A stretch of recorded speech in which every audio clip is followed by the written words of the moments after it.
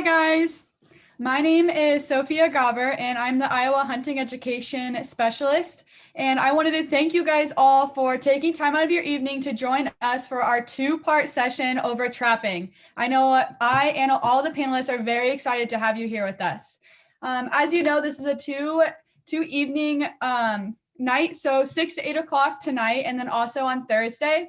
To give you guys a little agenda, we will be focusing more on the hunting, on the trapping history background of this all and how to utilize it as a wildlife management tool, as well as focusing very much on the laws and regulations for Iowa when it comes to trapping. We have from left to right, if Steve will come on to, awesome, this is Steve Grabel. He is from the Woodbury County Conservation Officer, and he'll be talking tonight for us. And then as well as Dakota Dersh. He's the other conservation officer that will be joining us from Buchanan in Delaware County. Then as well as Vince Elvisizer. He is a fur-bearer biologist for the Iowa DNR. So we have great guys on here tonight to help us out. And these programs with COVID and everything, that hasn't allowed us to do a lot of in-person programs at all. So this allows us to better to get out to all kinds of different levels of education for you guys to get out and experience different things. So a big part of this is our R3, our retention, reactivate, and recruitment is a lot that Iowa DNR has been focusing on. And because of the current climate of our hunters and our trappers, we have seen a drastic decrease. And so another reason why we are putting on these programs is to help bring up the numbers, and hopefully by doing these different workshops and for you guys to actually talk to us one-on-one, you have a better opportunity to learn more and have a real good time to ask us questions that you might have, but you might not know who to ask. So with our R3 program, it also allows us to gain more hunters and anglers, and that allows for more outdoor educationists. And with that, we are able to gather the money that is brought in from the hunting license, stamps, permits, and other resources that you guys might utilize. It allows us to put that money into the conservation efforts and helps our officers, it helps our biologists, and a bunch of different conservation efforts that are being put out there. So with this, we are going to be there at the end of this. We will be sending out different resources for you guys, whether it's a questionnaire to see how we did and what we can improve on with this, as well as being able to have the regulations and a couple other videos that we think that might be very helpful for you guys. With that, I think we are ready to go ahead and get started.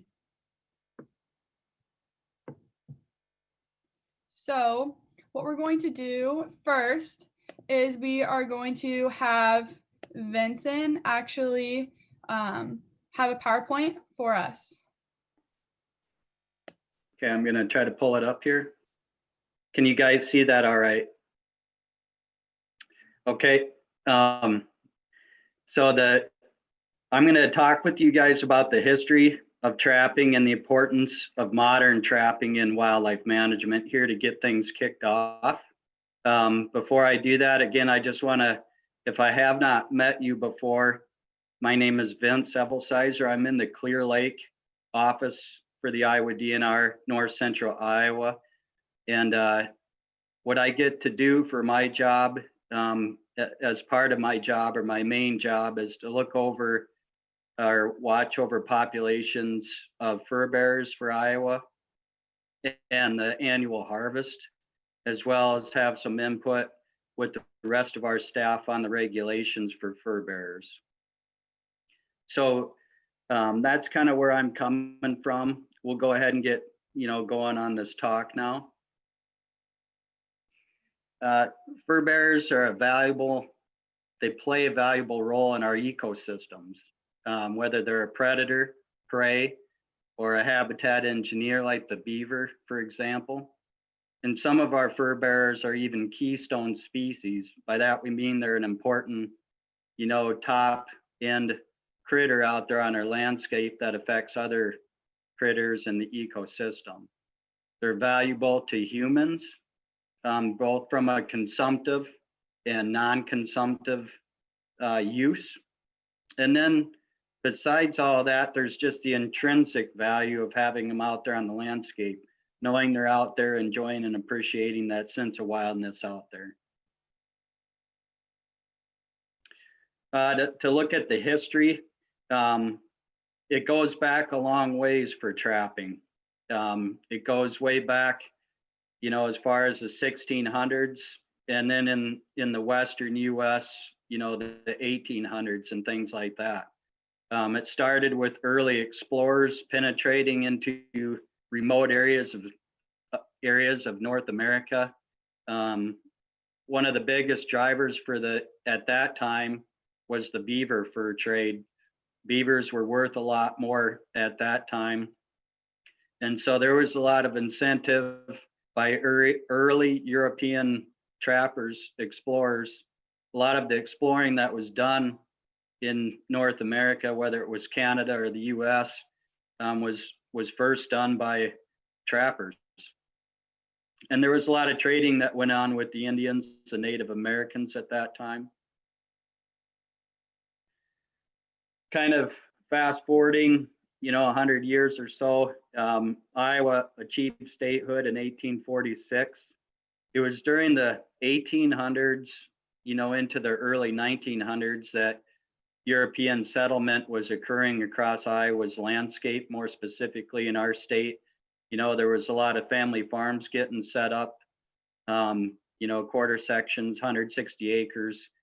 And European settlers at that time viewed a lot of our predators as a threat to, family farms with the livestock and poultry. And it was viewed as a threat to human safety. And at that time, you want to, imagine that it was unregulated as far as trapping and hunting. If it was there and you saw it, it was generally shot or killed in some way. It was anything goes back then.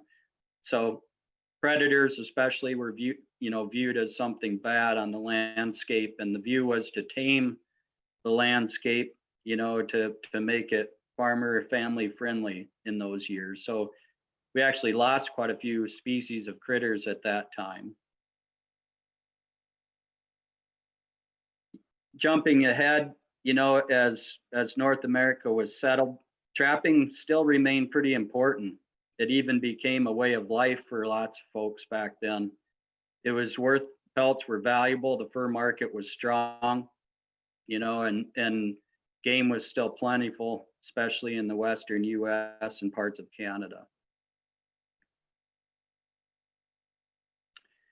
Also, for those of you who have maybe sold some fur pelts or you're thinking about doing it, a lot has changed over the years with the wild fur market. On the left there, you see NAFA, North American Fur Auctions.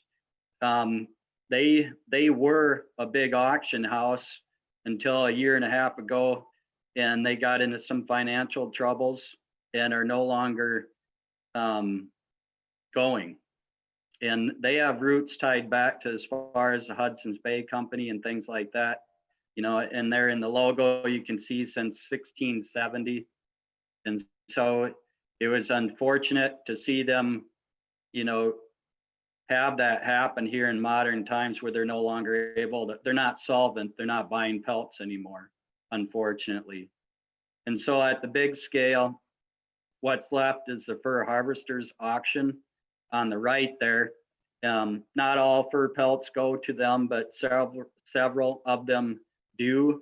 They are one of the last remaining large auction houses available for North America fur pelt sales.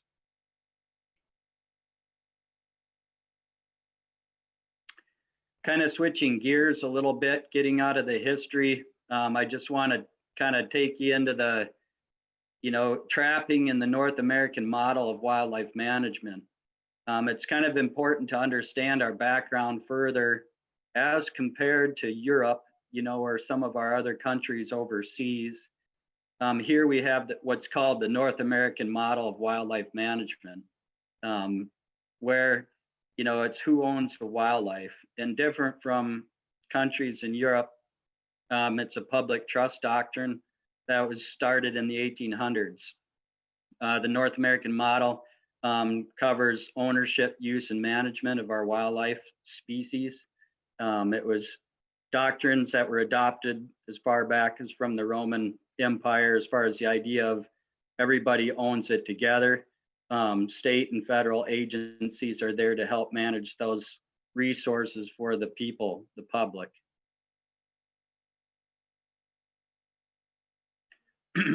So with that, and that is a good thing for you all.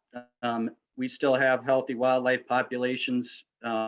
Many, not all, but many are healthy and they're available to you to enjoy. It helps us adhere to the highest professional and ethical standards. We keep current with advances in Furbearer management techniques, methods, and theory.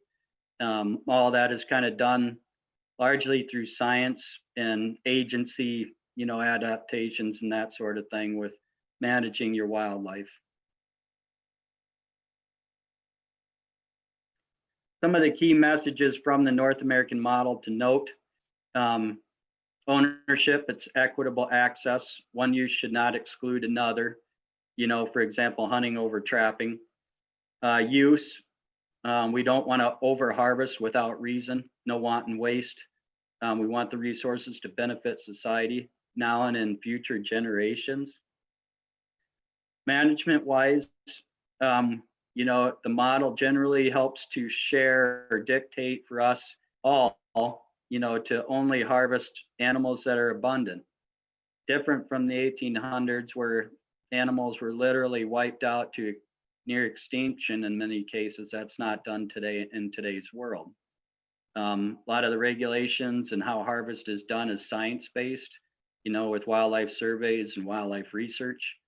It's fairly highly regulated with the trapping laws and regulations.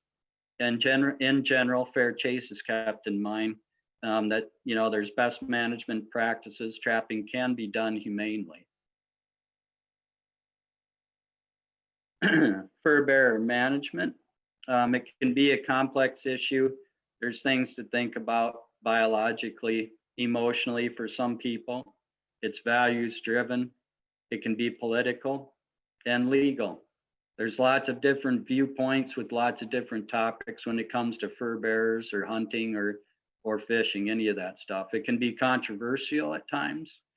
And oftentimes that's where sound defensible management decisions and actions are used to help find the right answers to manage our resources the right way. In general, it's a success story in North America. It's not perfect, but generally very successful to benefit many people, everyone. It requires some intense and dedicated management. There's often successful partnerships. In this case, we can talk about agencies and our trappers, working together with you guys, being in touch with you guys, or trappers groups, partnering with each other and that sort of thing, and just having general involved resource users.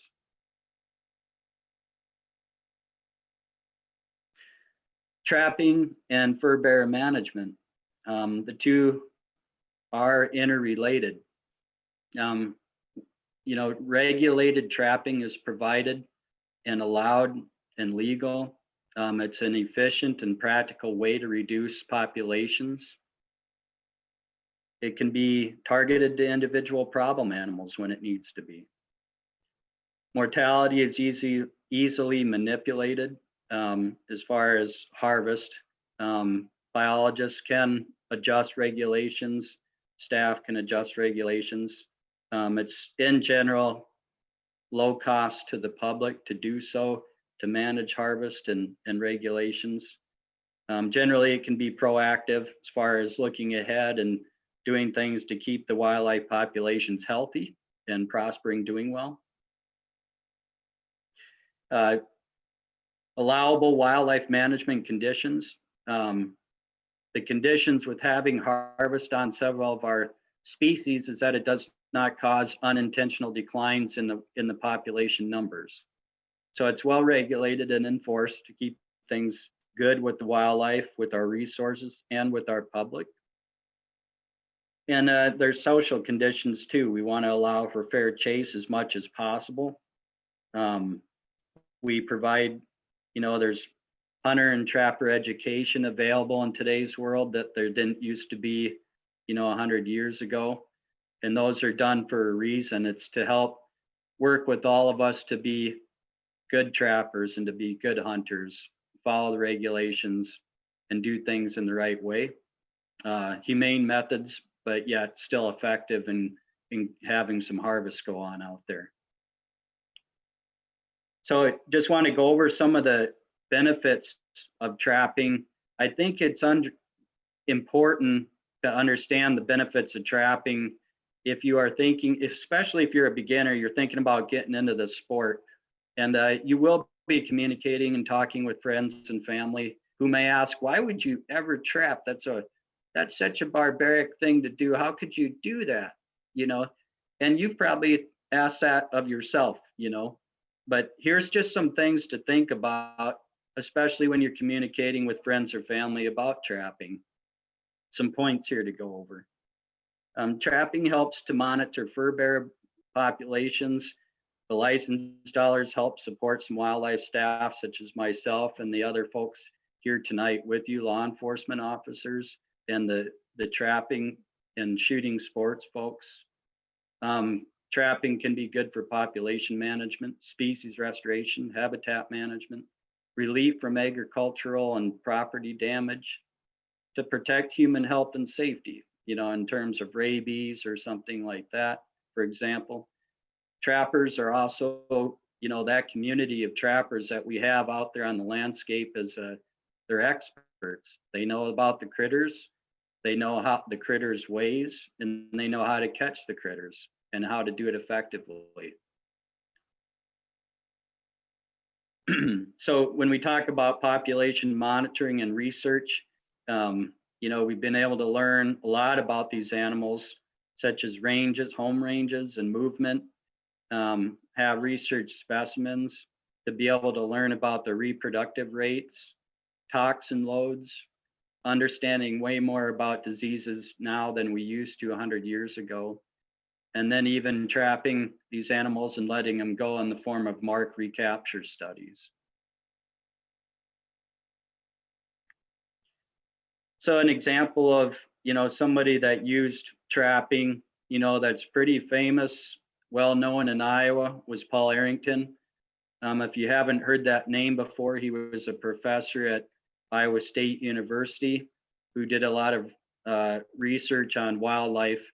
One of his passions was he did a lot with research related to population dynamics and predator-prey dynamics with muskrats. And he was known all over North America for being an expert on that sort of thing. Trapping was part of his research with the muskrats, whether it was live trapping or lethal trapping.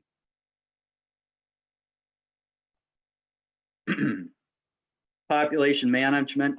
Trapping can help maintain species populations, at desirable levels that are socially tolerable. Here you can, try to anyway, if the fur market is there and the effort to trap them is there. If, with raccoons or with something like the red fox that can get mange, or other critters that get distemper, trapping can help keep the population a little bit lower to reduce the rates of disease. When populations get really high, typically disease tends to rage through the population, unfortunately. And it can also help with mitigating habitat damage, corn damage or sweet corn damage, and reduce human wildlife conflicts in urban areas, coons getting into the garbage, for example, coons getting into bird feeders, anything like that. So it can be a proactive way to help keep populations in check. The other thing too, where trapping has been used is for restoration efforts of wildlife species around the country. Here you can see on this slide that there's been restoration efforts to bring back several species of fur bearers that include things like beavers, fisher, marten, lynx, wolves, river otter, snowshoe hares. Trapping has been used to help catch those animals and then translocate them and reintroduce them in some cases, or just understand more about them with research. That was done, a specific example in Iowa is there was many partners that worked together, trapping groups, Iowa State University, several volunteers from the public, and then the Iowa DNR as well, all worked to get otters reintroduced into Iowa beginning in the mid 1980s. So this is an old photo of an otter being released at Red Rock in 1985. Overall, there was 345 river otters released in different parts of the state back in the mid 80s to early 90s. And they took, as you guys may know, the population is now thriving over several parts of the state.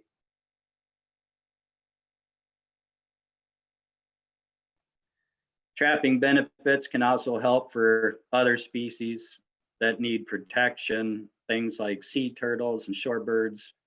Anymore, there's a fair amount of trapping that goes on, to catch predator species like raccoons and vital nesting areas on beaches, mainly on our east and west coastal areas and islands, to protect sea turtles and shorebirds, that kind of thing.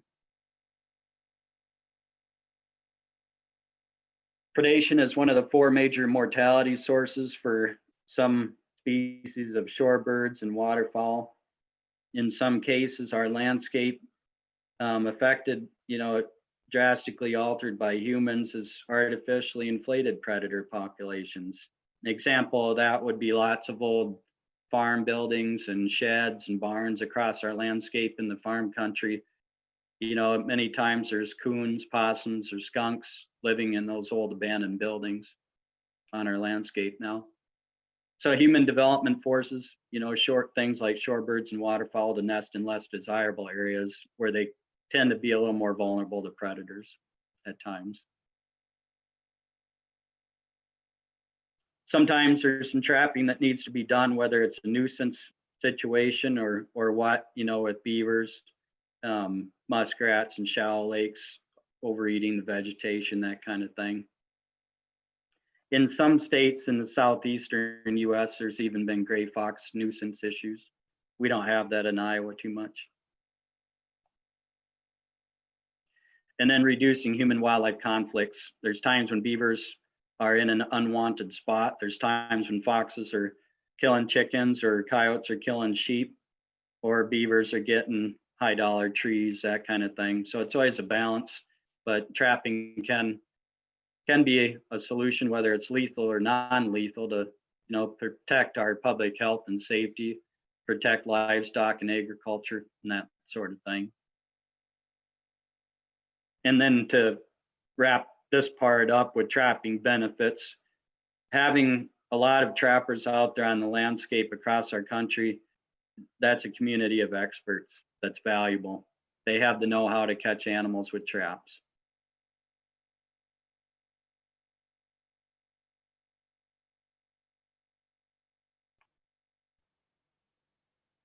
So I'm going to show you a few graphs here. I don't mean for it to be too painful here this evening at all. I hope you find them interesting, but I won't spend too much time on them here. I just wanted you guys to know, if you're new to this, that we are keeping track of the number of licensed fur harvesters. We're keeping track of the dollars our fur buyers obtain and pay out to trappers on an annual basis. We're looking at species harvest each year, that sort of thing. And this goes back to 1930, and it's done every year. And we do provide a report on this that's on our website under populations and harvest, if you ever wanted to check that out. And so this graph here shows the number of licensed fur harvesters in Iowa. I always find it very interesting. If you look at the left there, the y-axis, the up and down one, is the number of fur harvesters that bought a license in Iowa. They might not have trapped because they're having health problems or just didn't have time to get out because of their job or whatever. But we are able to keep track of the number of licensed fur harvesters annually. So the blue line there shows the ups and downs with it. When the fur market was strong from 2011 to 2013, the number of people that bought licenses and trapped went up. And it got up there close to 21,000 there for a couple of years, kind of similar to what it used to be in the 70s and 80s and prior to that. After the fur market went down, so did our fur harvester numbers. And the last few years, we've been oscillating around 13, 14, 15,000 total in our state. We will know 2020 figures after the 2020, 2021 season, of course. So we have a 1-year lag on reporting this stuff because of that. It's got to play out each year first. The other thing we're looking at is wildlife surveys each year in the spring. Typically in April, we do a spotlight survey route across every county in Iowa, where deer are counted as well as several furbearers. From that information, we can monitor the populations of various furbearers. Here you can see the trend line is the black line, and the blue line is just the mean number of raccoons observed by year. And so you can see there that the number of raccoons just keeps going up in our state. So harvest on raccoons is good and needed, even if the fur market is unfortunately weak right now. Some other things that we are able to do with that kind of survey data is map it, geospatially. It's in this case here, we're able to kind of map the results from the spring spotlight survey to show the relative distribution of raccoon densities across our state. I find this stuff pretty interesting to look at. If you look at the brighter colors there, the yellowish orange, that's where the raccoon densities were higher as reported by our spotlight survey. And then the blue coloring is where the densities of raccoons were lower relative to the other counties in our state there. And we do this for all furbearer species that we can, that are included in that survey. This is kind of a little bit blurry here, but I just wanted you to note too, then in the fall with the Iowa Bowhunters Observation Survey, besides our bow hunters recording the number of deer they see during a hunt, we also ask them to record the number of furbearers that they see. So this is just an example of a regional statewide map of badgers at the regional level. So here in this case, it's from 2004 to 2017 there. We have it up to 2019. This is just kind of an example to see trends in the wildlife in our furbearer populations around the state each year. So any of you that are listening and you've done this survey, it is helpful for not only our deer and wild turkeys, but also for our furbearers. Muskrat trapping. They used to be a bread and butter species in Iowa. They used to be abundant, found everywhere in all our streams, lakes, rivers, and ponds. And they're easy to trap, easy to have a higher success rate with them. And it's a great sport to get into, a gateway species to get into if you're starting out with trapping. However, on not such a good note, this is the muskrat harvest in Iowa from 1930 to 2019. The blue line there shows the amount of harvest annually. You can see if you look at 1990, something happened from there on where the amount of harvest has been trending downward. And that is a concern to us, obviously. It's something to kind of know about. Why that is, it's not completely known. Could be because of a lack of quality habitat, Could be it could be diseases, could be a variety of things. We don't fully understand why that is. And it's not unique to just Iowa too, is what's interesting. It's unique to all the upper Midwest states and even some Canadian provinces. So there's more research getting ramped up regionally around the country to understand that better. But this is an example of just kind of watching a population of concern at this time. Conversely, or opposite of muskrats, you can see this is the annual harvest of coyotes.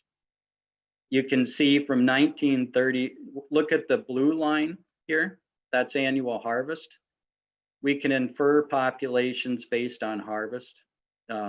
There was little to no coyote harvest from 1930 to about 1968 or so. After that, the population started to grow and therefore harvest did too.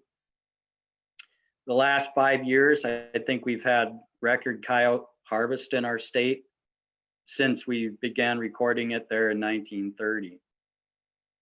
So we're now literally harvesting more coyotes in Iowa than muskrats, if you can believe that. Last year, I think there was 16,000 and some coyotes harvested in Iowa and 14,000 and some muskrats harvested in Iowa. This is a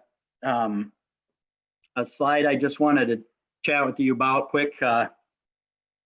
We have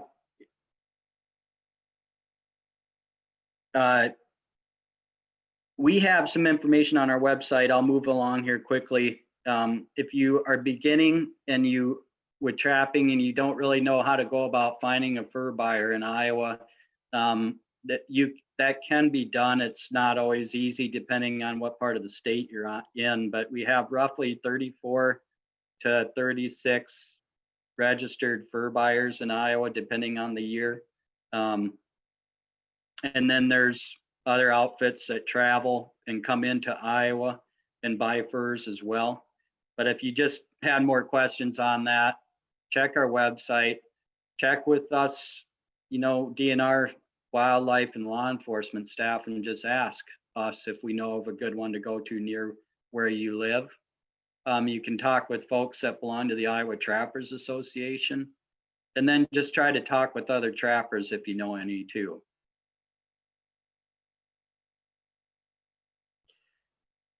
Just kind of something to think about when you're out there, if you're thinking about getting into trapping. Who are the besides you just worrying about trapping, kind of try to remember that you're also an ambassador or a representative of trapping when you're out there. You want to think about your image. How do you look to the public that's driving by on the road and seeing you do that? I think it's good to think about that when it comes to trapping, especially your image. Are you going about it the right way, ethically, and things like that? So all of us are in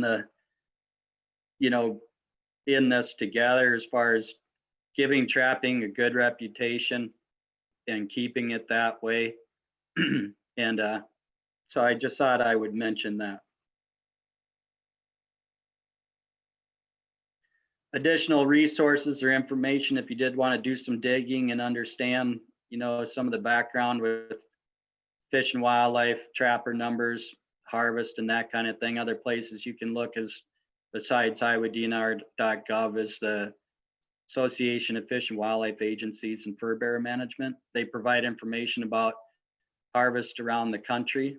They provide information about best management practices with trapping, that sort of thing. That's all I have right now, Sophia. Do we have time for questions? Yes, we do have time. We have about 10 more minutes for questions. And Vince, there was a great question asked by Jennifer in the chat. Have you guys determined why some counties have higher counts of raccoons than others? Is it simply because there are less trappers in these counties? Yeah, that's a good question. That's part of it for sure. Some counties receive more trapping pressure for raccoons than others. Another big part of it is available habitat for raccoons. If you have a county that's got really nice, wooded areas and grass, natural vegetation, natural landscape out there, and then you have quite a few water bodies, marshes, rivers and that kind of thing, it just sets a stage to support more raccoons in that county too. Awesome. Another question that was asked by Adam. Could you provide some animals that are no longer in Iowa due to poor or no management of trapping?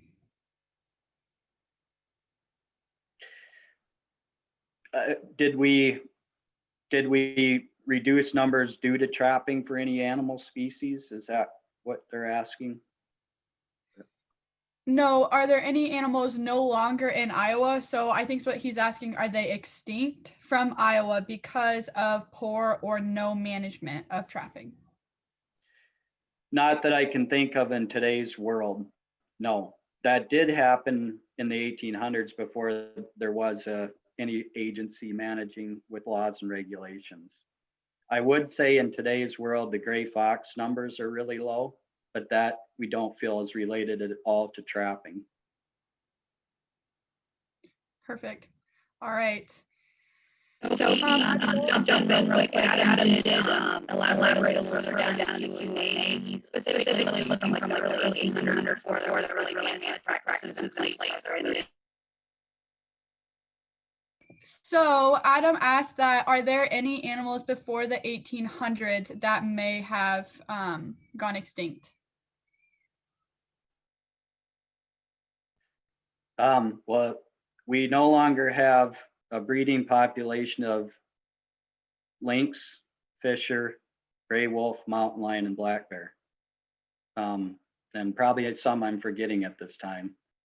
So we are slowly gaining back some of those species. We're even getting a few occasional visitors from large carnivores again, but we don't have them all back yet. Awesome. And then we have another one from Druger, is how big of a concern is rabies when trapping, especially with the raccoons, but also with other species? What preventive steps should one take? Is vaccination advisable? Great question. Fortunately, we have had no cases of rabies in Iowa from Furbearers for quite some time. States in the northeastern US are having a little bit of troubles with rabies showing up in things like raccoons and skunks, but we are not seeing it. We do monitor and test animals if we think there was one that might have had rabies, and we just haven't had any positives. So always keep your pets updated with their vaccinations so that they don't get something like distemper. And if you're handling Furbearers, it doesn't hurt to wear gloves when you skin them or something like that. Not because of rabies, but just to reduce the chances of getting a parasite such as roundworms or something like that. But in general, lots of trappers handle plenty of critters with bare hands year after year after year. And I have for many years too, but I wear gloves more, just because I probably am older and smarter, than I used to be or whatever. But in general, there's nothing more you probably need to do on that front. Awesome. And then we have another question.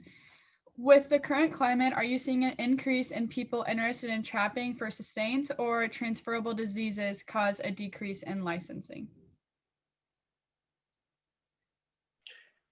Well, if I'm understanding the question right, COVID-19 has gotten a lot of people outdoors, spending more time in the outdoors enjoying nature, and trapping will probably be a part of that. The fur market itself does dictate to some extent how much trapping effort there is out there on the landscape each year. But some people ignore the prices and still love to trap anyway, even if they know they're not going to get rich from it. Does that make sense? Yes. Another question that we had in the comments is that Is it legal in Iowa to use snare type traps? Some states don't allow. Yes. However, there's some, you should read our regulations book each year to kind of brush up on what you can and cannot do with snares.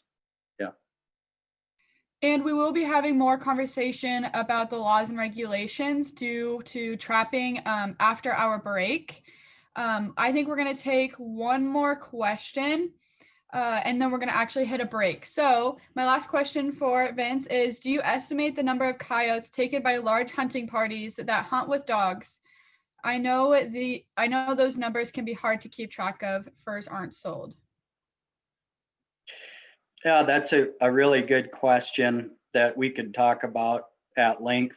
The short answer is that we record the number of pelts sold in the fur market. Each year, it's in Iowa code for all registered fur buyers to report to us by May 15th of each year how many pelts they bought of each species. So to answer your question, if somebody shoots a coyote and leaves it laying out there on the landscape and doesn't sell it in the fur market, it never gets counted. And we do keep track of the number of coyotes that are harvested by hunting versus the number that are harvested by trapping. But again, we only are able to count those that get sold in the fur market. We know there's more out there that don't. Vince, do you know the number of coyotes trapped versus hunted? Offhand, I do not. I think last year the proportion was somewhere around 60-some% were hunted and 40-some% were trapped of that 16,000 total harvest. But we have that in the report, though, the exact number. Perfect. All right, so I lied. I do have one more question. Why is beaver, otter, and muskrat season not the same dates when all species are targeted the same way? Let's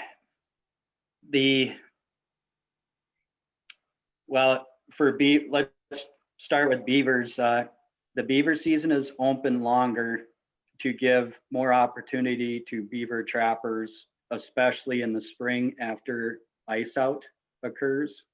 Some of the idea with that is that here in Iowa, and other heavy agricultural states, there can be, if there isn't a wide window of opportunity for beaver trapping, not enough gets done and the number of nuisance complaints goes up. And then the style of beaver trapping it's work to trap them. So more time is allowed for that, especially after ice out in the spring. The season date closure for beavers is April 15, whereas for muskrats and otters, the season closure is January 31st. That's the case for about all our other fur bearers, is that they close January 31st. So it can always be debated if we should shorten the season or lengthen the season for critters, and probably always will be, but that's where it's at right now. There is some unintentional catch that happens of otters and muskrats from beaver trapping. We understand that, but it's around 30 a year for otters, so fairly minimal. Awesome. Well, it is 6:50, so why don't we meet back up in about 10 minutes and you guys have time to stretch your legs, grab some water, get something to drink, and we will meet back up here at 7 o'clock and we will start with Dakota and Steve while they go over the laws and regulations of trapping.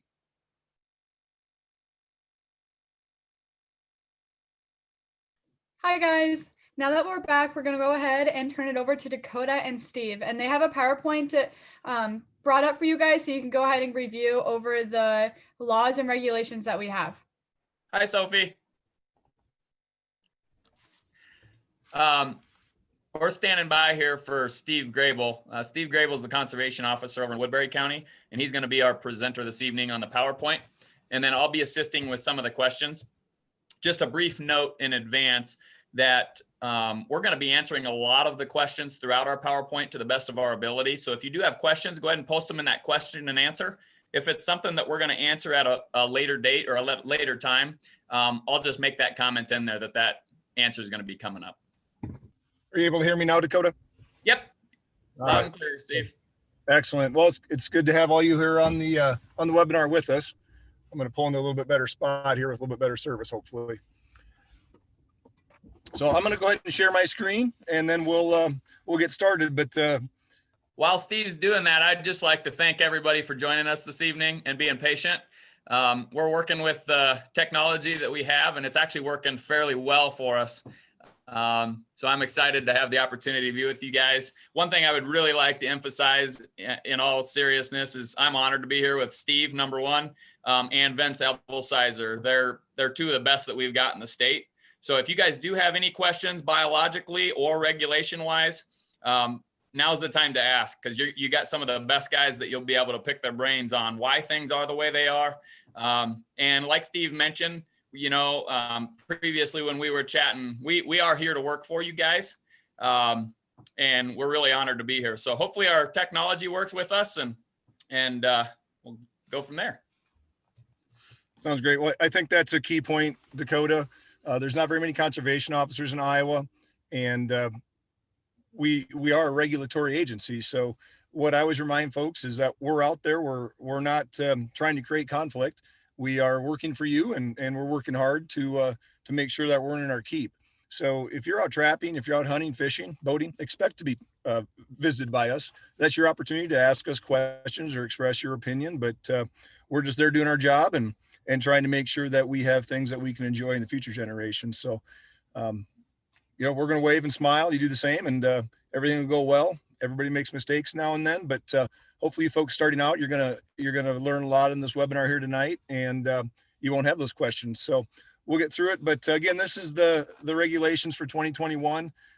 As an officer, I'm going to remind you to take a look at that book every year.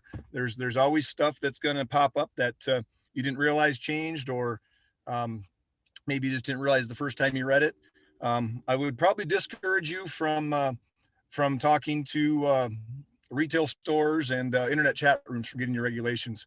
You got to remember, a lot of people are coming from other states where there's different regulations. If you have a question, contact your local officer, or jump on the DNR webmaster, and we'll get you straightened away. So we'll get started. And like I said, if you have questions, we'll get them answered for you. So some of this is going to be pretty boring, but a lot of verbiage.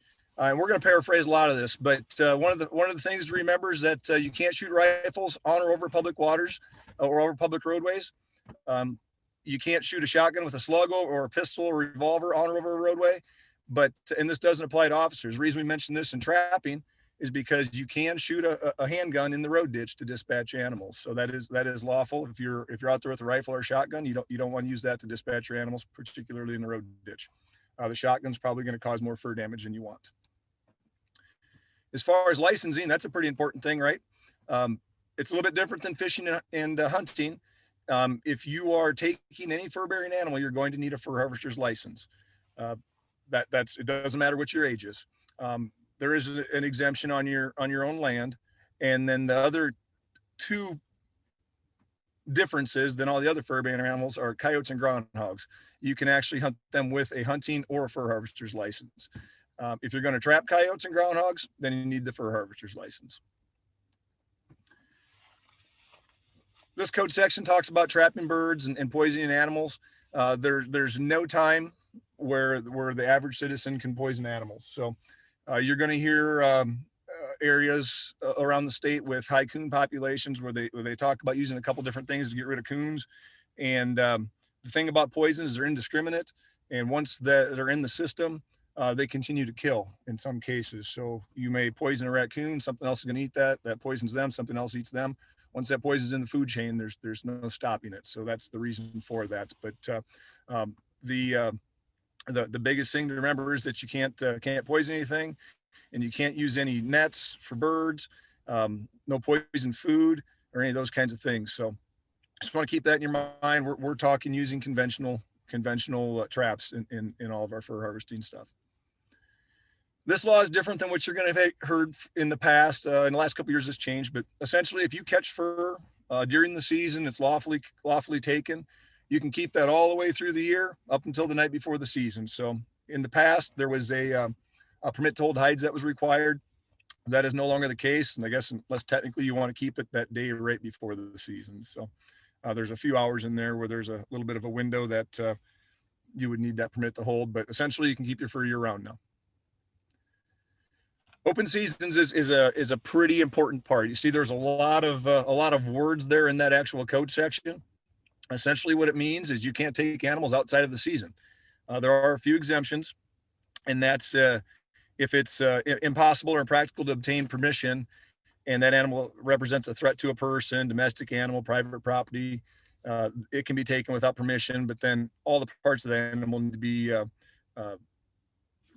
either disposed of on site or turned over to the commission. That's us, the DNR, but you need to let your local officer know. If there happens to be a situation where there's nuisance animals causing a problem, contact your local officer or biologist, any of the DNR employees. We can point you in the right direction on how to solve that. If there's damage being caused, we can work through that. The code allows that. But essentially, outside of the season, you can't take any animals without permission from us. Disturbing dens is confusing at times. And what says you can't molest, disturb any den, lodge, or house of a fur-bearing animal or beaver dam, except for by written permission of the DNR. Obviously, beaver dams can back up water and cause problems, but there's also some very good wildlife benefits that we want to have. The beaver dams provide habitat for different bird species, wood ducks, for muskrats. In some cases, they help change the plant life along the water body and maintain the water table in certain areas. And there has to be a balance between causing damage and being beneficial, and every individual situation is a little bit different. Without getting into the biology of that and talking for a couple hours, the nuts and bolts of it is you can't take them out unless we know about it, and it's going to be on a case-by-case basis. If you're setting the traps on a muskrat house, that's not really damaging it. It's just moving a little bit of stuff on the top. That's a pretty common set. We're okay with that. So that is one question we generally get when we talk about disturbing dens. Shooting or spearing. This is a big one. Most people are unaware of this, but no person shall kill with a shotgun or spear any beaver, mink, muskrat, or otter. So what that means is when you're out duck hunting and the muskrat swims by, or the beaver or the mink or the otter, you cannot shoot it with your shotgun. A couple reasons for that. One is most of the time you're going to lose them in the water, and it's unintentional wanton waste, but you're going to lose most of those animals. It's not going to be humane in the waterways. And generally, when you shoot an animal with a shotgun at those ranges, you're going to put a lot of holes in. It's going to really degrade your fur damage. So a couple of the reasons why, but essentially you don't have to worry about it if you don't do it. When we get into some more information about disturbing dens and tags in that same code section, one of the things that you have to remember is that colony traps, they have if you're not familiar with them, they're a cage with a gravity door on both ends where animals can keep going in, and it doesn't allow them out, and you can catch as many animals as will fit in the trap. You can't use them except for when you're catching muskrats and they're set totally underwater. So that's a pretty popular method for catching muskrats, particularly when they're going under culverts or in runs. Very effective and humane and inexpensive. So very efficient for the trapper to use. Box traps capable of capturing more than one game or fur-bearing animal each setting are prohibited. So if the box trap is different than the colony trap, the box trap is going to have some sort of spring or trap in front of it that will catch multiple animals. So some people will use the box trap or the cage style trap for trapping rabbits and squirrels, and a hunting license is required for that, and it's got to be during the season. So you also have to have a tag on that trap which has the user's name and address. So there are some people that will do that in areas where hunting's not allowed, say in town or close to other residences, and it's okay to harvest them that way. You just have to have a hunting license to do it. Another big one to remember is that traps and snares, unless they're placed underwater, shall be checked at least once every 24 hours. If we find animals or traps that have been sitting out there, animals in snares and traps that haven't been checked for over 24 hours, we're going to confiscate them, and we're going to address that. That's not something that any of the officers in the state really have any leeway on.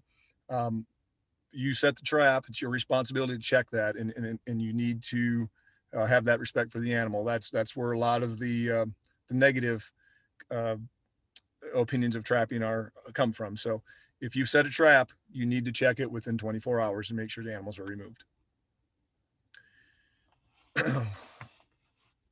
There's a few additional things that you can't use while you're out harvesting fur. You can't use chemicals, explosives, smoking devices, smoke bombs, that sort of thing. Mechanical ferrets or a wire tool. You can't run wire down into dens or down into holes. You can't hook wire up to the PTO, or you can't have a big drill that's wrapping the animals up. You can't do that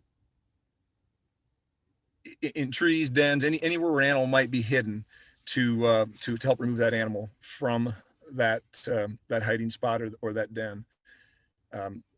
Humane traps, or traps that are designed to kill constantly or instantly, are called body gripping traps.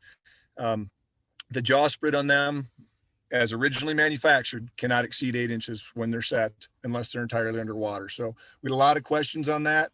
What we do is we set the trap and we measure from outside edge to outside edge vertically across the trap.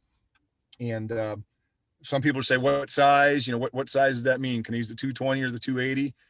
We're not going to give you a size, because every manufacturer is slightly different. So it's 8 inches when the trap is set, outside edge to outside edge, measured vertically. And they call it a Canadian bend on the corner of the body grippers. That is not considered part of that. And so again, conibear type or body gripping type traps and snares shall not be set in the right of way within 200 yards of an entry to a private drive, or the house actually is another part of the code. You got to be 200 yards from buildings and feedlots, and you got to be 200 yards from their driveway. And that's to help protect pets. Conibear type traps. Conibear is a brand that's a registered trademark of one company. Body gripping is the general term for that type of trap. When you're setting snares, they're a great tool. There was a question earlier, are they legal in Iowa? And the answer to that is yes, with restrictions. Snares are inexpensive. They're very effective. They're lightweight, and you can put a lot of traps. I will tell you, as an officer, we have more than a few troubles and problems with snares because they're used incorrectly. It's not the snare, it's the person using it. They forget where they put them, and too many out, that sort of thing. But when you're setting snares, you can't have a loop that's larger than 8 inches when measured horizontally, unless it's at least halfway underwater. If the snare is on private land, other than roadsides, and then within 30 yards of a pond, lake, or creek, drainage ditch, stream, some sort of water, then you can go up to 11 inches, and that's to catch beavers. The other thing with snares, this is going to be quite different than other states. It's the same as some. Every state has a different snare law, whether it's how it's staked, how it's attached, if it needs a swivel. In Iowa, the snare has to have a functional deer lock, which will not allow the snare to close smaller than 2.5 inches diameter. So you run that snare out all the way to the end, and there should be a 2.5 inch loop. The intent of that is if a deer was to get its leg in there, it could wiggle it off and continue on its way. So hunting by artificial light. This is something that's going to be a point of contention this year. There's a lot of confusion, but essentially in the past, there was a law change this past year, and this is going to create a lot of confusion for people. If you're new, here's the new law, and basically you can't shine a light, any artificial light, into a field, woodland, forest, anywhere where there might be an animal for the purpose of spotting, locating it. You can't shine a light anywhere. You've heard the word spotlight, and you can't do that unless the animal's been treed. A fur-bearing animal has been treed by the aid of dogs. At that point, if the dogs are barking at the tree, then you go over and shine the light to locate the coon, then it's no problem. You can identify it and then shoot it. And generally we're talking coons, but some parts of the state, you may tree a gray fox, you may tree a mink or a bobcat. The guys that run dogs have had that experience. So a lot of times it's frustrating when we start treating bobcats because they jump out when you get close. But any fur-bearing animal that has been treed by the aid of a dog, then you can shine a light up into the tree and harvest the animal and then continue on. What's changed by that, there's a couple things that go on with this section. There's one that changes, that changed this year. Local government bodies trying to control deer and maybe around airports or in different corporate things. That's this section doesn't apply to them. There's a laser sights would be artificial light. If someone's blind, they can use the laser sight. They have to carry a certification stating that they're blind with them, and obviously they're going to want somebody that may want somebody that can help. If the totally blind person is accompanied and aided by a person who's 18 years or old, that person must have a hunting license and habitat fee as well. And they're not required to have hunting.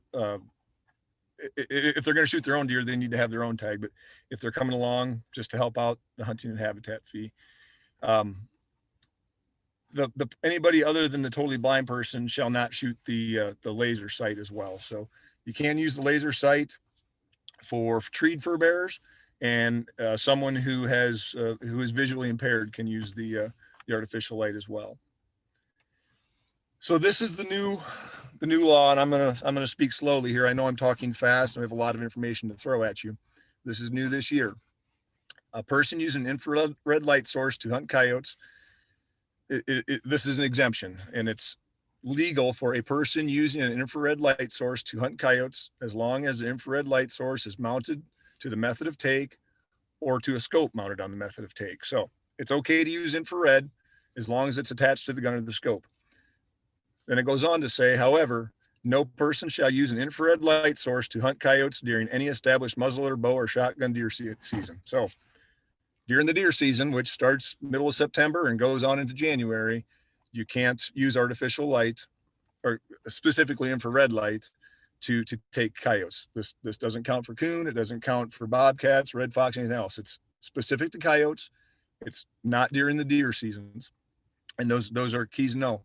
Infrared is not a light with a red lens on it. Infrared is light that we cannot see with our eyes. So that's a very important distinction. You're going to see in other states where they do use artificial light.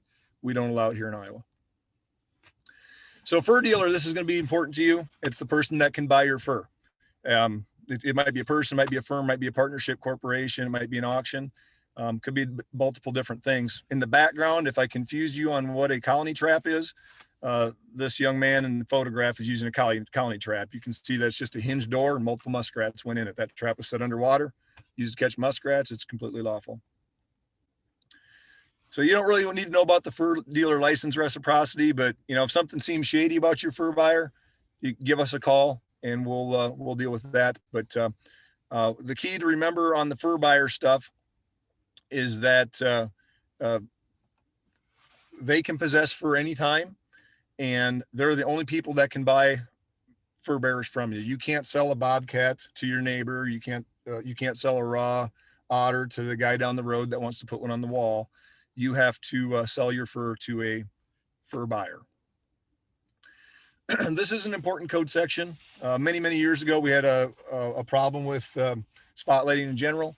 To be frank, the fine was not enough to curtail the problem. The fur was, each individual animal is worth much more than an individual citation. So one of the things that came out of this, and this is the case with a lot of things in the state of Iowa, if you have one illegal animal in the truck or the shipping container, whether it's a boat, a ATV, whatever it is, they're all illegal. So you need to keep that in mind. Got to try and stay on top of things, mind the P's and Q's, and make sure you ask questions if you have them on laws. If something goes wrong that way, all of your fur could be bad. So where does that really come into play? You end up with a freezer full of pelts, and you've been doing something illegal. Any of the furs in that freezer become part of that shipment. We're going back to fur dealers a little bit here. If somebody intentionally kind of tries to pull one over on the fur buyer and they figure it out, it's their responsibility to tell us, just like anybody else that should reasonably know when they see a problem, they need to point it out to us. This seems to be a problem in certain parts of the state. Obviously, southern Iowa doesn't have a lot of snowmobile problems, but in the northern part of the state, we're all about fair chase. And Vince talked a little bit about the North American Wildlife Management Plan. And here's another example of where we're not going to be unfair to the animals. And using airplanes and snowmobiles is prohibited. And essentially what that talks about is it's either a person or a group of people shall not intentionally kill, wound, or attempt to kill or wound, or pursue any animal, fowl, or fish from aircraft or snowmobile. And it gives a long definition of snowmobile. So if you got 10 guys out, I know there was a question earlier about the large groups of coyote hunters with dogs or trucks.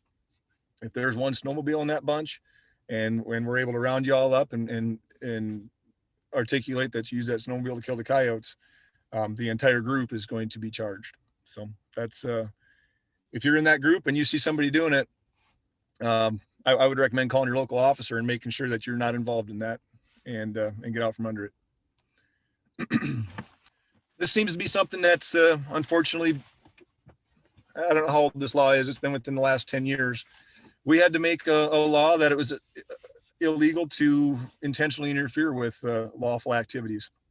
And so there's a couple of things. If you're hunting, fishing, or trapping, or hunting fur harvesting activities, if someone intentionally places themselves where a human presence may affect the behavior of animals, that there's a couple of things here without reading all the words. If somebody's making noise, putting out scent, somehow distracting the animals, putting themselves in between you and them, if they're intentionally acting to disrupt your hunting, fishing, or trapping, that's likely a violation. Give us a call. We don't recommend confronting people. You never know how that's going to end. That's what we get paid to do. We work for you. Anytime that you can document it with the phone safely, we definitely take that information. Anytime you can describe the violator or their vehicle, that's also very helpful information. So you don't want to read the whole thing, but that's essentially it. If they're making noise, anything, any smells, sounds, or physical barrier to prevent you from harvesting fish or game, then it's a problem. You can see there's a lot of words that goes along with that. On this, if you look at the bottom of the screen, the first offense is a simple misdemeanor. It's a fine. The second and subsequent offenses increase in the seriousness to where you're getting fines approaching $2,000. So we take it seriously. We don't want people messing with other lawful activities.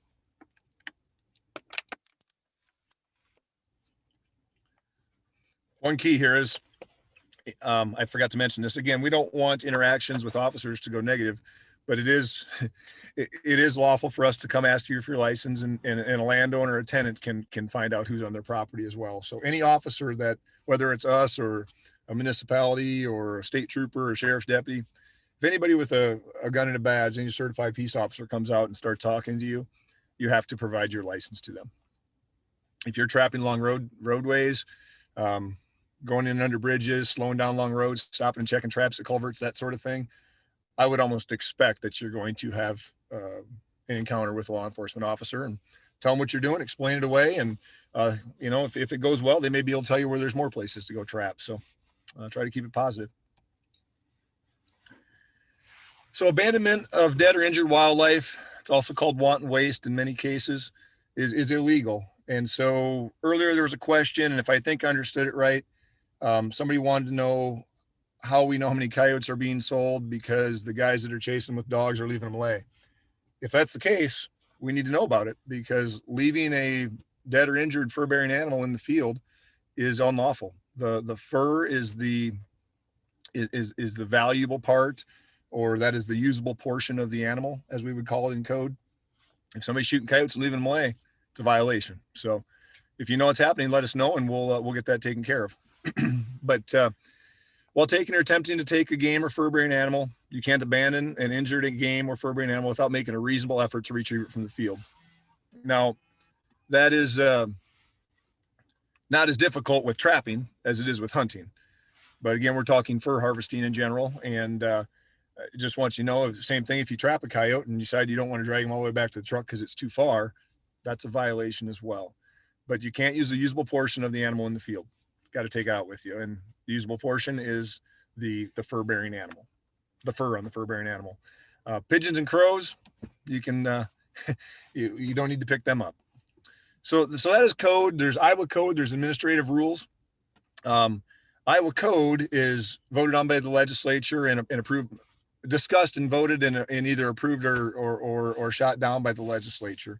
If you want to change major rules, that's how you do that, is by contacting your local administrators and legislators, sorry, not administrators.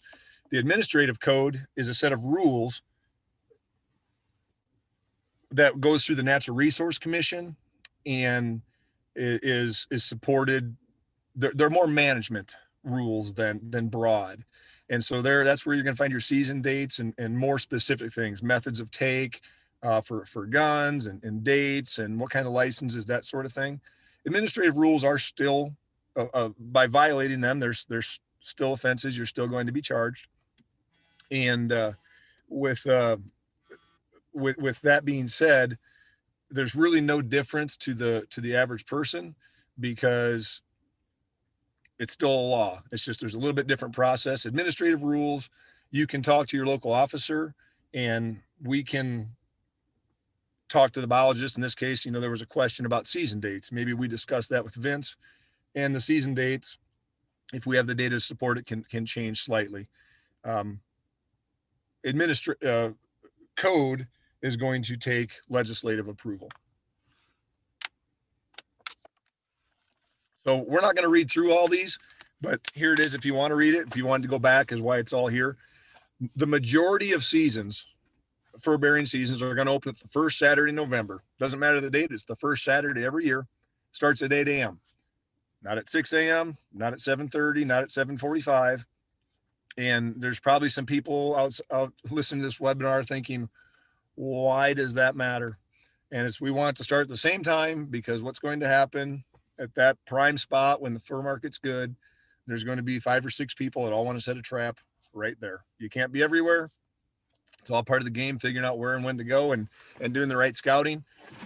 Most of the seasons are going to go to January 31st. So regarding mink, muskrats, and weasels, that's when it is. But you see that second part there. If muskrats are causing damage, there's some entities that are involved in wildlife management that will allow us to take muskrats later. We've done that several times in the last couple of years, particularly in north central part of the state. If there's more questions on that, Vince can get into that a little bit more if we need to. But there is occasionally an extension of the muskrat season. Same with coon, possums, badgers, and skunks. 8 a.m. on first Saturday in November to January 31st. No bagger possession limit. The entire state's open. The key is here, striped skunk. There's another one called the spotted skunk or civet cat. That's a continuous closed season. Here's the extension of the muskrat season in rule that allows us to go up to April 1st if there's a need for that, but it's not common. And generally we do that to protect the nesting waterfowl coming back. You can see here it says the use of leg hold traps during this season is prohibited unless the trap is completely placed inside of a muskrat hut. The reason there's some of those restrictions, like I said, is to protect waterfowl that's migrating back north. It's the main reason. So we have red and gray fox. Same thing. The entire state's open, no bag limit. You can go from 8 a.m. on the first Saturday in November to January 31st.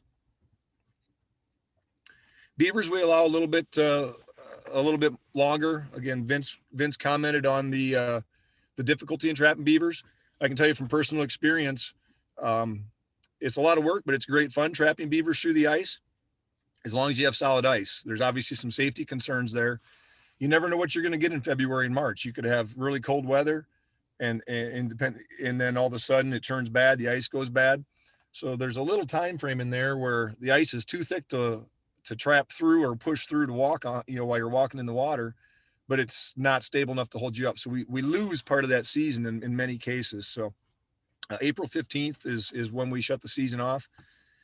And I can also tell you as an officer in Dakota, if he's got more to add to this, and I'm sure Vince has heard the complaints too, that's generally when we start running crops in Iowa. And, if beavers built the dam over the winter and flooded a crop field unknowingly, we want to make sure that the landowners can get out there and trap.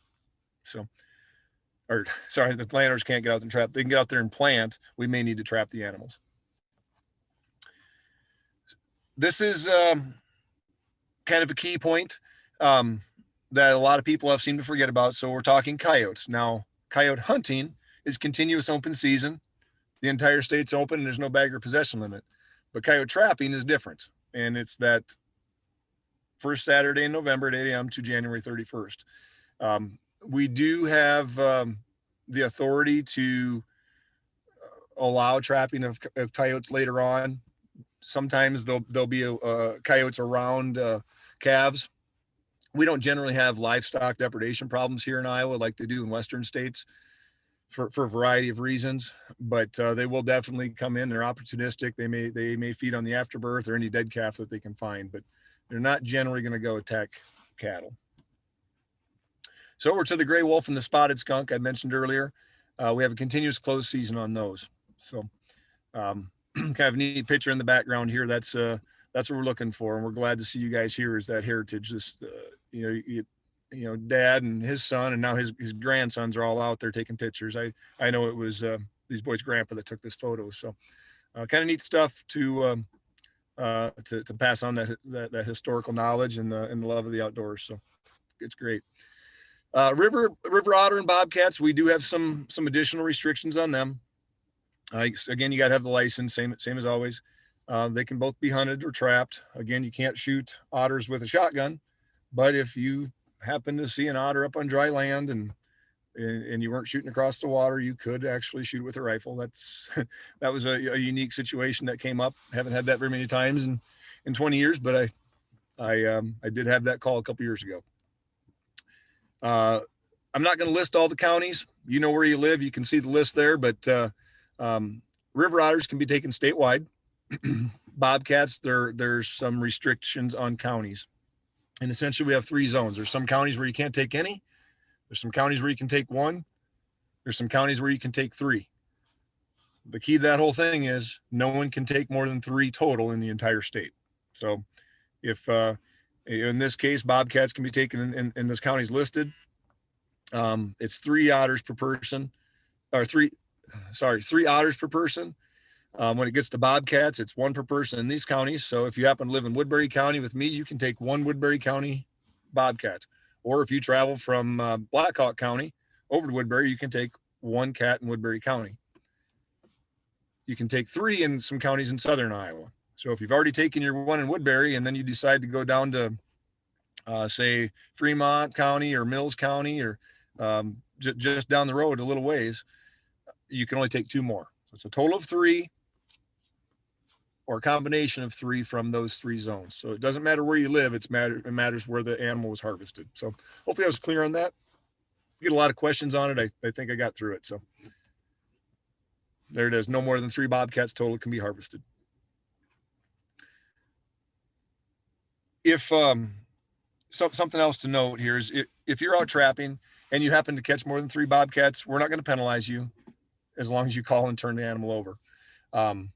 Where it gets to be a problem is dad's going out trapping or mom's out trapping or an older brother, and they catch their 3rd animal, and the next thing they have to do is find a home for that 4th or 5th or 6th animal, and they start giving them to people that didn't set the trap. So if you set the trap and you caught the animal, it's your animal. So that's how bag limits work. There's no party trapping. Same season dates as all the other animals. And additionally, on bobcats and otters, and without getting into a lot of why, it all comes to do with other endangered species. CITES stands for the Convention on International Trade of Endangered Species. Every bobcat and otter needs to have a CITES tag issued to it. They're free. You just got to make contact with your officer or an officer and make arrangements to get that tag within 7 days of the harvest. So you catch it on Monday, you got until next Monday to call us and tell us that we need to get you a tag. That, I guess the important thing to mention is that tag must remain with the pelt until the pelt is sold or used for other purposes. So if you're taking it to the taxidermist or wherever it may be going and wherever it's no longer available for sale, that's how long that tag has to stay with it. So if you do use one for taxidermy mount, just put the tag underneath of the backing or the base or whatever you have it on there. So again, if you call us, if you have too many cats, call us within 24 hours, turn over, and there'll be there's no penalty for accidentally catching an extra one. There's a few more trapping restrictions out there. One is exposed bait. What we're trying to prevent there is catching the soaring birds, particularly eagles. So no person shall set or maintain any leg hold or body clasping trap or snare within 20 feet of exposed bait on land anywhere and over water in the following areas. So nowhere on land can you have exposed bait. We'll talk about what exposed bait is in just a second. But you see on the Mississippi River corridor, those counties, and then you have the Missouri River corridor, and it's everything west of the interstate, and then the Des Moines River corridor. So you can kind of see those areas. I did looks like I made a mistake here on the slide. I should have had another bullet point, but exposed bait is the meat or viscera of any animal, bird, fish, amphibian, or reptile with or without skin, hide, or feathers that's visible to soaring birds. If there's meat, if there's blood, if there's internal organs, any of that stuff that the soaring birds can see or smell in the case of some of the vultures, you cannot do that over land and set a trap by it. Body clasping, again, using that body gripper, body clasping, conibear type verbiage. Everybody calls them something different. You can even see in code that we've called them different things, but body gripping is the proper broad term. So we start talking about trapping your beaver lodges. There's some biological stuff that we were trying to protect otters, and you're going to hear about some of that if you start talking to older trappers, which I guess where I'm going with that is generally people that are new talk to an experienced person. You're going to hear that you can't do some things. Back in 2008, we got rid of that. So it's all right to trap by beaver lodges and dens now. So groundhog season, there is a continuous open season on groundhogs. The entire state's open and there's no bag or possession limit. So you can get as many groundhogs as you want. We have a few more restrictions that you just want to be aware of. If you are setting a snare or body gripping type trap on any public right of way, and that's fence to fence. Okay. There's a right of way. Sometimes there may not be a fence, but there's public land. There's a measurement. Sometimes roads move slightly. Sometimes farmers farm a little closer than they should. There is a true measurement, but if you're within the public right of way, you can't be within 200 yards of buildings inhabited by humans or their driveway, if you remember earlier, unless you have permission, or if the trap is completely underwater. If it's a snare, it's got to be half underwater. We're not going to limit you or prohibit you from using footholds or box type live traps in the public right of way. The reason for doing that is to protect animals. We don't want killing type traps used in close proximity to pets. You're going to possibly hear about pre-staking. Again, this is kind of a race for everybody to get out there early for the season. So we came up with a law that just honestly just kind of pushed that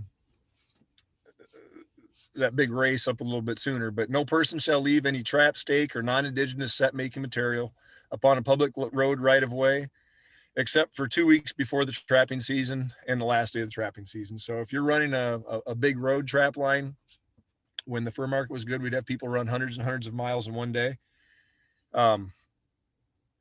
They may start laying out all their traps, digging pocket sets, setting their, staking their traps just so that they can save time and get more traps set at 8 a.m. that first day. And this allows them to pre-stake, but not set their traps until 8 a.m. on the first morning. If you're going to set snares, the other thing on a conibear is they got to be 5 feet from the fence. I forgot to mention that. Snares, when they are fully extended, cannot touch the fence.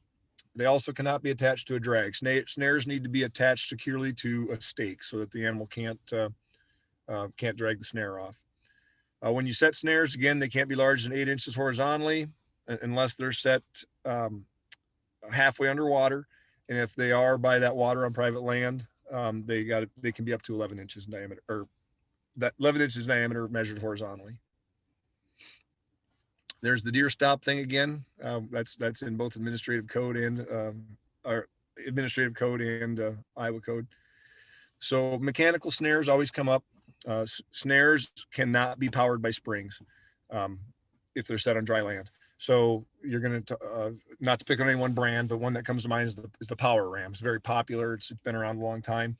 Those are not lawful in the state of Iowa on land. Underwater, it's okay. You're going to see a lot of these rules once the trap's underwater. The things, all the different quirks of the laws don't really apply. But on land, you cannot use mechanically powered snares. Oh, I guess I got ahead of myself. There's the one that says the body gripping or conibear type trap cannot be used within 5 feet of any fence.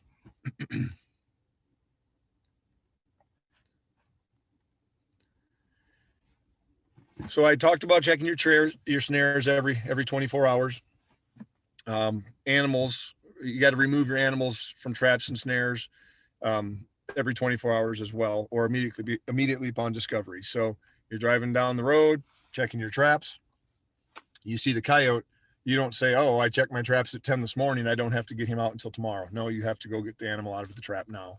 The only exception to that is traps that are set entirely underwater. The stake, the chain, the trap, everything is underwater, and the set's designed to drown the animal. So a pocket set with a trap and a chain just sitting underwater doesn't qualify. If it's underwater and it's attached to a drowning cable that's going to run that animal out into deeper water and quickly dispatch it, that trap doesn't need to be checked every 24 hours. The question always comes up, how long? Well, it has to be checked before the fur taints, because if you allow the fur to rot or the pelt to go bad, then you've left the usable portion in the field too long, and that's wanton waste. This is one that always creates a little bit of confusion for folks. But all traps and snares, whether they're set or not, possessed by a person who can reasonably presume to be trapping, shall have a metal tag attached to the trap with username and address. If you're out trapping and you have a bunch of traps in your truck without tags on them, that's a violation. So every trap that's in the field or in your truck while you're trapping should have a tag on it. Again, colony traps, we already mentioned this a little bit, but they do also have to be set entirely underwater. If you catch a mink in a colony trap, that animal technically needs to be turned over to a conservation officer. It was not taken with the legal method of take. Its colony traps are only valid for muskrats. So I went really fast. That's a lot to absorb in 45 minutes. I could see the questions popping up. I don't know how many were answered because I can't see the chat room. I'm glad to sit here as long as you guys want tonight and answer questions. And I guess we'll go from there, but that's all I have on the trapping rules. But the one thing I do want you to remember is that I need you to be safe out there. You're going to be in conditions that, obviously I took this picture off the internet, but that's not atypical. You slip or use traps that are too large and injure yourself, or you're in cold water or on the ice. Always use your head. Don't go where it's not safe or trap with a partner. It's kind of fun to learn. And we just want you to have fun, enjoy the outdoors. And the best way to do that is to make sure you get to keep coming back out. So I just thought it was kind of a fitting picture with the older picture there, the older style trap and the beaver. So I'll quit talking laws and we'll start answering questions. All right. Well, Steve, while you were doing that, Dakota was doing an awesome job in the background, actually going through and answering some questions.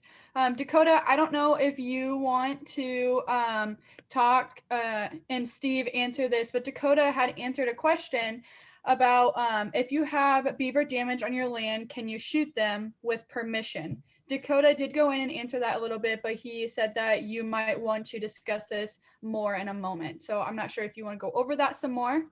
Yeah, so that's not an uncommon question because not everyone traps, but a lot of farmers do have a gun, right? So it's always illegal to shoot beavers with a shotgun. If they're a good shot, they could shoot them with a handgun. If they have a rifle, they could shoot them with a rifle as long as they're not shooting over public waters. As long as that's during the season, and if they are on their own land, the fur harvester's license is not required. If it's outside of the season and it's an emergency, then they can do it. But otherwise, if it's outside the season, they need to contact the local officer or biologist to get permission to do that. So I think I hit all the points there. Did I miss anything on that one, Dakota? Nope, you were pretty good. I actually just put in there that I thought you were going to be discussing it further in your presentation. Okay. So, yep, you covered everything. I think we're clear on that. The one thing I did want to mention on beavers is I think Steve alluded to it earlier when he was discussing farmers trying to get into the field and having dams that have obstructed farmers in that arena. I know I typically get a lot of phone calls on nuisance beaver issues in that springtime, right after a week or two after that beaver season is closed. Seems like those beaver, they come out and they really like to chew on that soft cambium layer of those trees, which causes a bunch of grief for some folks. So I would just highly recommend that if you were having beaver issues the year before, to try to get a trapper in there. If you're not one yourself, hopefully you will be. Try to get a trapper in there during that spring open season and try to get those beaver trapped at that particular time. I can tell you, we're kind of jumping ahead to tomorrow, but one of the best ways to get permission is on properties is to become a beaver trapper. In a lot of cases, that's going to get you access to ground, and then you become friends with that landowner and treat their property well. You can then get access to trap raccoons, muskrats, mink, whatever else might be there, coyotes and fox, badgers, the whole thing. And so if you become a beaver trapper, you can make a lot of friends with landowners. Dakota, you had actually touched topic on a question about if how can you gift a fur to someone? You had said something about raw hides. Could you go more and define what a raw hide is versus a tan hide for someone that may not know and just getting into trapping? You betcha. Yep. So we get this question oftentimes about gifting furs and selling furs and engaged in the business of. And in that answer that I provided there, it is not unlawful to gift a fur, for example. If it is truly a gift, similar to a lot of our other types of game, you can gift a fur if you have a grandson, granddaughter, son, daughter, somebody you're wanting to gift a fur to. However, I did go into some detail in that question about making sure that we are in fact gifting that particular fur and not engaged in the business of buying, bartering, trading, any of that green fur. That is when the person receiving that fur would be required to have a fur dealer's license, and then they are regulated through our department. Our officers do inspections on our fur dealers to ensure that they're in compliance with their record keeping and such. And I know Vince Elvelsizer had alluded to it earlier about those population trends and the harvest trends, and that's how we get that data. In regards to a green fur, that's going to be your typical fur that has just been processed, just been skinned, scraped, stretched. That's green fur. When they send that fur off to a tannery, that preserves that fur to be utilized in a commercial venue. Then at that point, it's no longer green fur. Awesome. Thank you so much, Dakota. Do any of our viewers have any more questions for Steve and Dakota, or even Vince while we still have them on here? You can feel free to drop them in the chat box or the question and answer box. These guys are here for you to utilize, and they are more than happy to help you with anything. One thing I would, Sophia, if I could just elaborate just a little bit more. Steve already touched on the nuisance trapping stuff a little bit, but I did get one question that asked about controlling raccoon populations without wanting to sell the fur, and if that would be considered wanton waste or an abandonment of dead or injured wildlife. And in that answer, I just really highly recommend anybody having issues like that, whether it's with raccoons or coyotes or skunks, anything to that effect. Our conservation officers' phone numbers are listed on page 52 of our current regulation booklet. And those numbers are always listed in our regulation booklet, no matter the year. And our officers carry our cell phones with us, and we are your resource.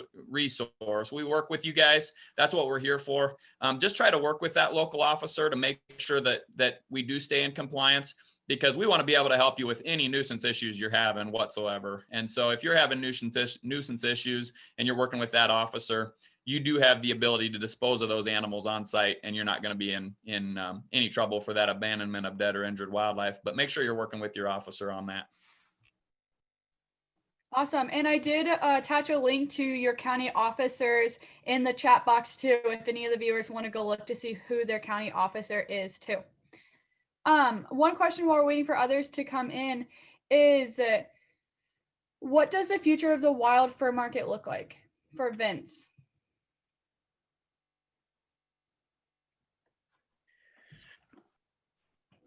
Unfortunately, it's a little shaky right now. Where we're at is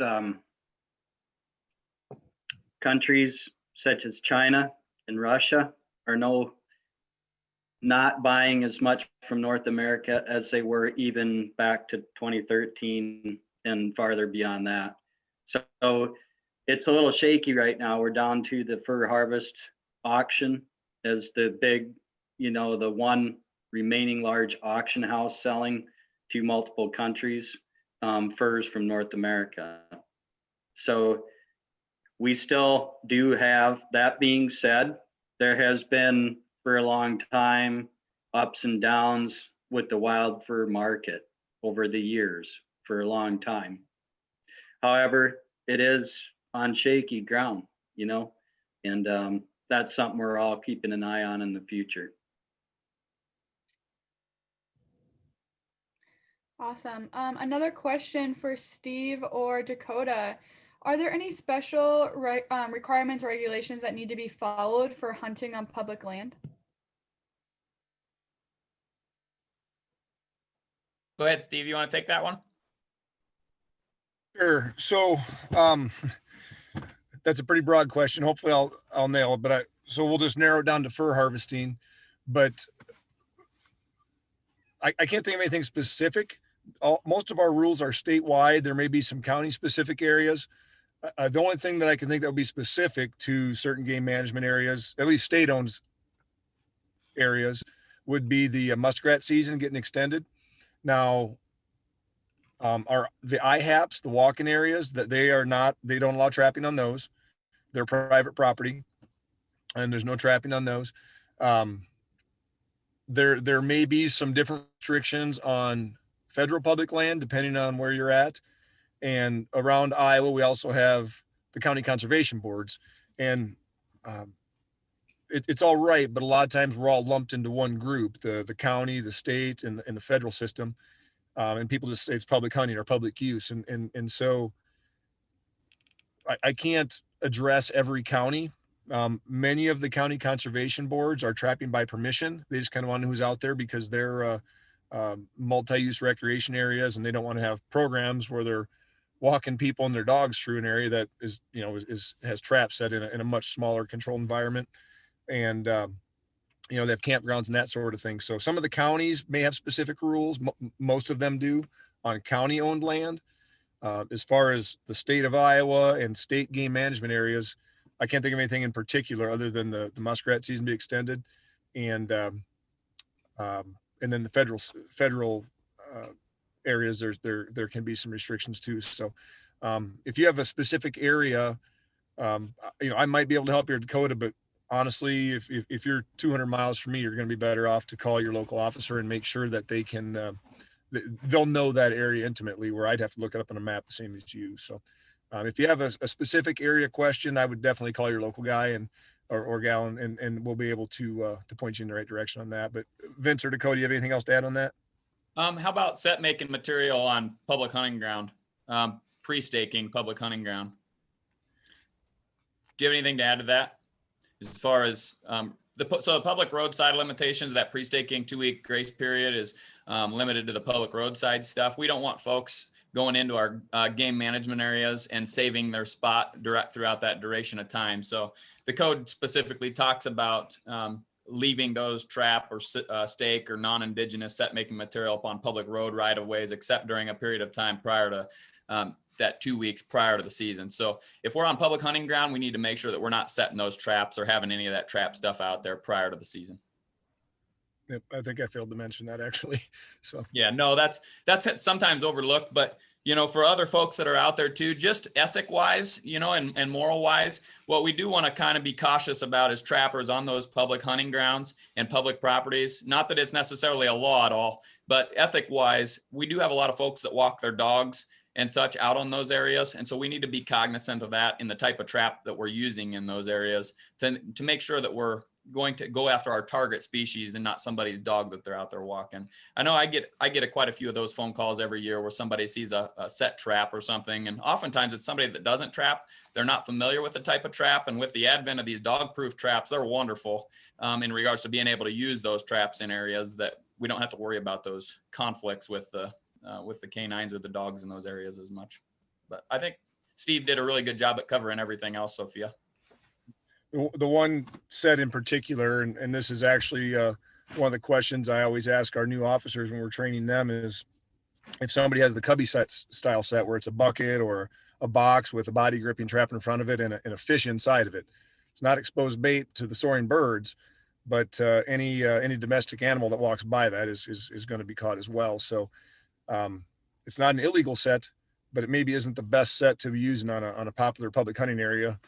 Maybe the first couple weeks of the pheasant season, for example. So, we want to all work together as sportsmen. Everybody has the right to use the ground. One of the, that's where your morals and ethics come in. And a lot of times we jokingly say, don't be the person that got the law changed. Most of our laws are now on the books because, we have safety and protecting the animals, but you're going to find some like the 200-yard rule because people made poor decisions and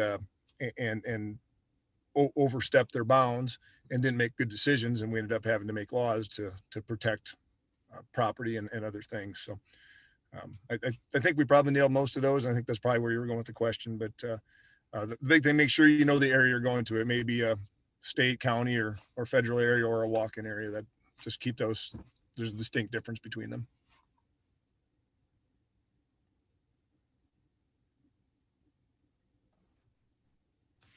We did have one more question come in for Steve or Dakota. Can you talk about how to release a dog from a conibear bear trap? Do you want to talk about when we're going to speak about that? Sure, I can mention on that a little bit, and then Steve, jump in as you see fit here. So whether this is a domestic dog or a non-target species that potentially we've caught in an area that we're not allowed to catch them in, let's say for bobcats, for example, and we want to release that animal. First and foremost, as Steve has mentioned already, we want to really emphasize the safety of the person working in that situation. Some of these animals can be really challenging to get released. And even us as officers, we release them very often. And we'll work with 2 or 3 other officers. Number one, for the safety of the animals so that we can have as successful of a release as we can have, but also for our own safety. So otters and bobcats, for example, they can be really challenging to get released out of a foothold or a trap like that in a non-target area. And you really do have to watch out for yourself on that and your safety in releasing that animal, and make sure you have enough help in doing so. In regards to a domestic dog, it would be the same way. That dog potentially is a very nice dog when they're not in that trap, but if they're in that trap, they're scared and you can get yourself hurt trying to release that dog. So make sure you have enough help in doing that.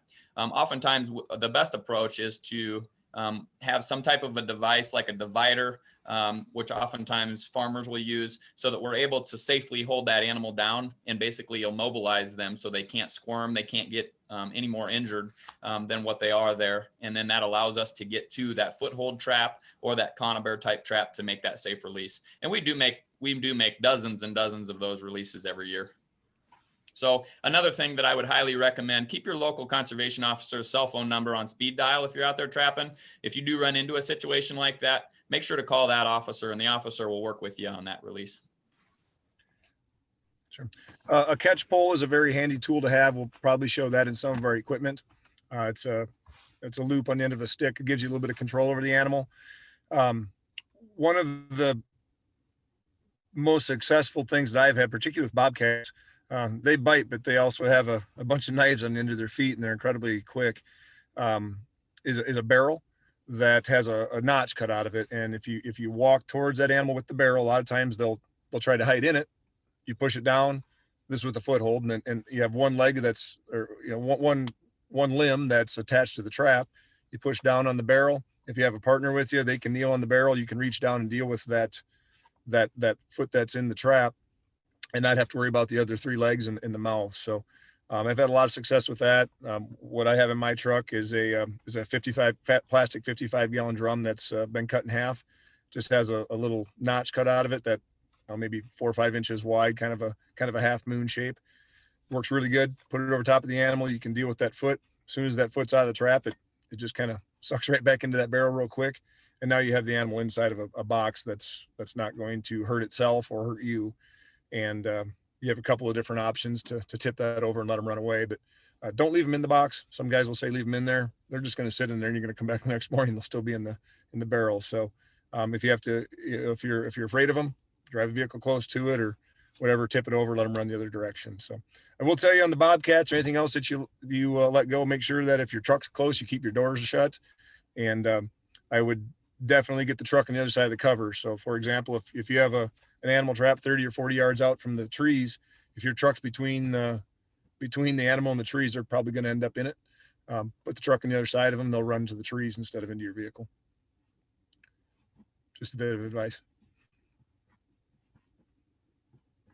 Awesome. Thank you guys. Well, we have hit the 8 o'clock mark and I don't see any other questions coming in. So are there any last comments that anyone would like to say to our viewers before we end this call? I already hit it earlier when I started talking, but the officers are out here. We're the ones that we have published phone numbers. We want to be accessible. We want you talking to us. We love that interaction. That's the only way we're going to know what the public's thinking is if people are willing to pass those opinions on to us. Everybody has a different opinion, but if you can, get that point across in a tactful manner, we're working for you, and we all want to work hard and do a good job. So approach us. Dakota's a great guy. I can't think of any officers in the state that won't be willing to talk to you if you had a legitimate law question or concern, and we'll pass that on. So I'll leave that with Dakota or anybody else on the board. But if you see me, I'll be glad to talk to you and help you out. Yep, same goes for me. I just want to personally thank everybody for joining us this evening. I think everybody here is extremely passionate about this topic, and there's some really knowledgeable folks here. And so I just appreciate your time, and I appreciate the opportunity to be here in front of you guys today. And by all means, if you guys do have a question and you're in a different county other than Buchanan or Delaware, call your local officer. If for some reason that officer's busy or unavailable and it's something that you have a question, by all means, feel free to give me a call and I'll help you the best I can. So thank you very much and good luck trapping this season. I would just echo the same, you all. Awesome. Well, I want to thank all our viewers for coming out here and for our panelists to take time out of their week for 2 different nights to be here with us. If you haven't yet, please get signed up for the part 2 on Thursday. Megan did put a register link in the chat box. So please get signed up for that so we can see you guys all again on Thursday. And on Thursday, a little teaser, we will be talking about the equipment and the tactics that are needed when when trapping. And we'll be getting more in depth on that. And I'm very excited to see what Thursday is going to have for us. Thank you guys all for attending today. And we can't wait to see you guys again Thursday.